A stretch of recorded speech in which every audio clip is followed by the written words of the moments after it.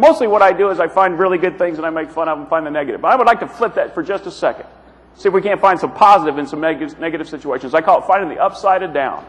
The thing they keep telling us is don't panic. Don't panic. This is not the time to panic. Really? I think this is a fantastic time. If we're not going to panic now, when are we going to panic, people? Let's go.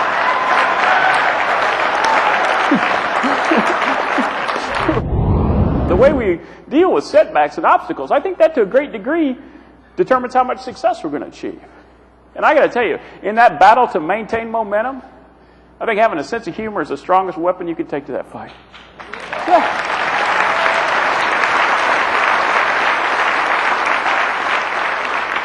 Sense of humor does two things for us. Number one, it makes life more fun. Is there anything more fun to have than fun?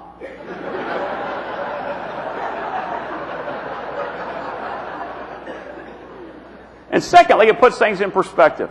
Let me give you an example of what I'm talking about. I bet if you went out on the street and asked 100 people what the opposite of success is, 100 people are going to say the opposite of success is... I don't think that's right. Because I bet you know a bunch of successful people who have failed a ton. They just didn't stay there. I think the opposite of success is doing nothing. I think sitting on the couch is the opposite of success. I think failure is just an integral part of the process. I had a chance 3 years ago. I was working in Las Vegas. I was a showgirl.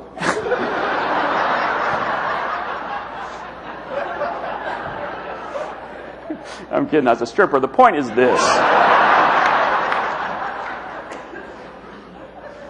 I happened to be in Las Vegas at the same time, speaking at the same time that the Consumer Electronics Show was going on. I don't know if we have any gadget people in the room, but the this is like porn for geeks. And this was about 3 years ago, this was the year that Apple announced that they were coming out with the iPhone. And I don't know how many people in the room have an iPhone. This is probably my best tech purchase in the last 3. And I was smart. I was one of the smart ones. I got there the first day because I wanted to make sure I got it, before they could lower the price.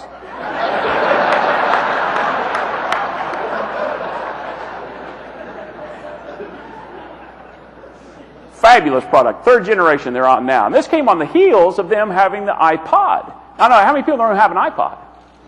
Most of them. I didn't even know I owned 4,000 songs till I got an iPod. The last numbers I can get, they've made over $3 billion net profit on the iPod. Billion. Now here's the question. Before the iPhone, before the iPod, do you remember what Apple's big consumer product release was?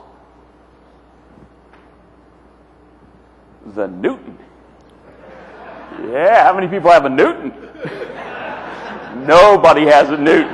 No, I guarantee the president of Apple doesn't have a Newton. Only an idiot would have a Newton.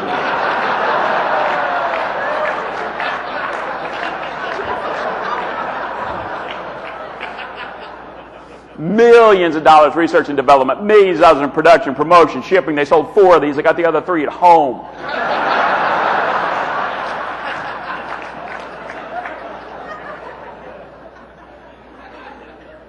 Is this a failed product? Oh, yeah. Is Apple a failed company? No, because they understood one simple fact, and that is this. In order to get to the iPhone, in order to get to the iPod, you're occasionally going to step in a whole pile of Newtons. Which brings us to you guys.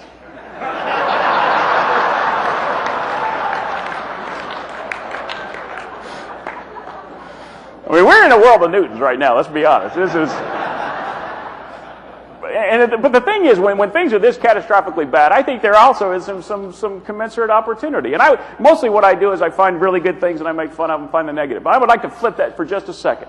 See if we can't find some positive in some negative situations. I call it finding the upside down. Because I think there is a tremendous upside. When they say there's a global economic crisis, what they're really saying is that there's a whole bunch of people hurting. That's what. And understand this. When we get it down to the level of people are just people. People are just people. I mean, the Stanford Business School did a research study. They found that 99.7% of all people, just people. That's what they found. Yeah. Yeah. The other 3%, lawyers. My point is this.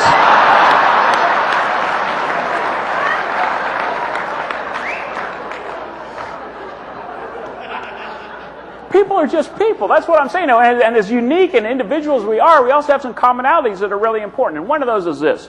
People are change-resistant little beings. We don't like change. We avoid change. We run away from change. We put off change with one exception. When the pain of staying where we are gets greater than the fear of change, then we're ready to move. We go from avoiding change to seeking it. And that's where we are right now. That's where your clients are right now. They're looking for change. They're looking for answers. They're open to change. And that's exciting because in a world asking for help, I'm looking at a room full of solutions. We just have to get our eyes off our own change just long enough to realize we can be of service. And the pain for ourselves can be good. I mean, this is a fantastic time to refocus and reposition and sometimes just remember what it is we really do and why we do it. And when we look at that why and that what we do, sometimes it changes the how. And that can be somebody else's answer. And the change can happen like that. Like that. Who knows who Susan Boyle is? Susan Boyle, 47 years old, never been married, never been kissed. Never been kissed. 47. Do you know what an achievement that is?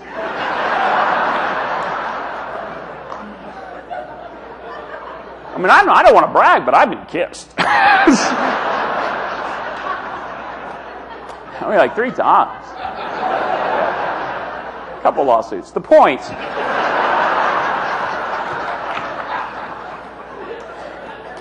This woman went on that British television show, and she went from unknown to on every television show over 100 million hits instantly. And when something like that happens, I'm fascinated by it.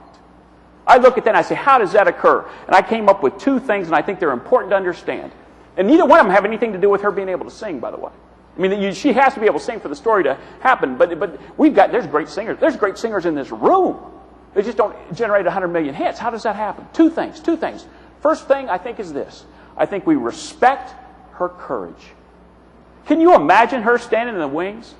You saw what the audience reaction was. She knew that. She's had 47 years of training to know how people react to her. She knows there's going to be a murmur go through the crowd, that people are going to look at each other and roll their eyes and go, here we go. Here's our next victim. Come out for your humiliation. And in spite of that, she walks that 25, 30 steps to the middle of that stage, looks into that spotlight, and smiles. How brave is that? I've been walking on stages for 23 years. I'm not sure I could do that.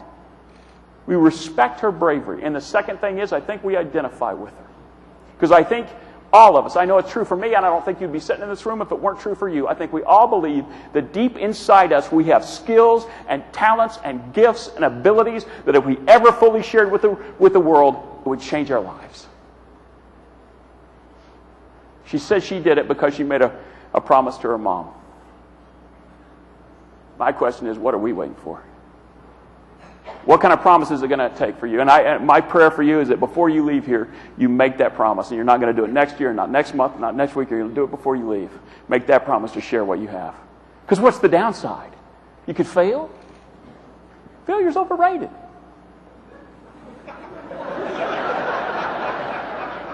Let me leave you with one last thought. And this is to put perspective on failure. The man who understood the significance, the relationship between failure and success better than any other American, I think Thomas Edison, failed 1,000 times inventing the light bulb. But did he see it that way? No. No, in his diary he wrote, I have not failed 1,000 times. I have successfully discovered 1,000 things that do not work. Yeah, we think that's what he wrote. He was writing in the dark. Well, thank you so much. So how do you consistently deliver bad customer service? Well, we have an amazing new we put it on a postcard. Here's the postcard you're going to use when you're deciding how can I best deliver horrible customer service. You're going to ask yourself this question: WWTSAD. What does it stand for? What would TSA do? Yeah. Yeah.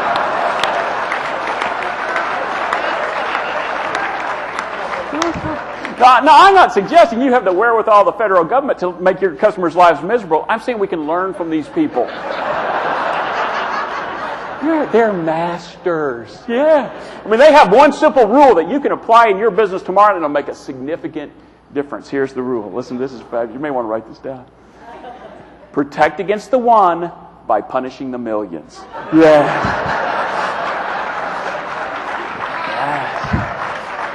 Yes. Remember Richard Reed? Remember him, the shoe bomber? Remember him? Because of one guy on one plane one time tried to light his loafer. Because of him, when we go to the airport, it's a sock hop.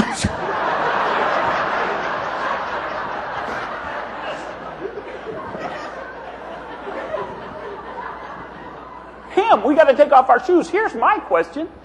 What if the explosives had been in his pants?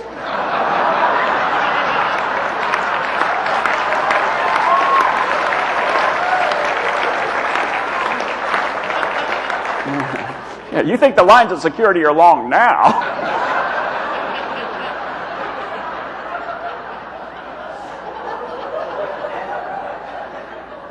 And I tell you what, if they start making me take off my pants in order to get on an airplane, I'm flying more.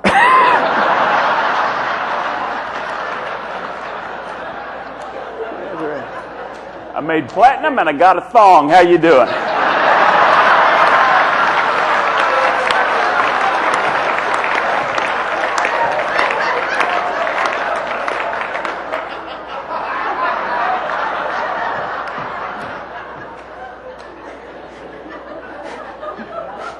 I give him 1 week before I get my own line. Just go. Oh, it's obvious he's got nothing. Go.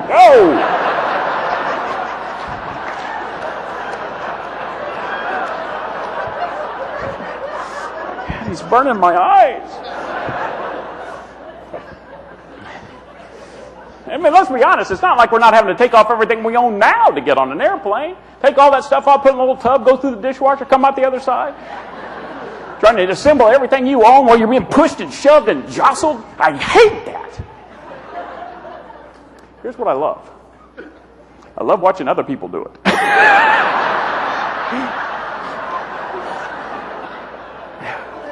Yeah, I call it the TSA Macarena. Yeah. Got my shoes, got my belt, got my watch, got my wallet.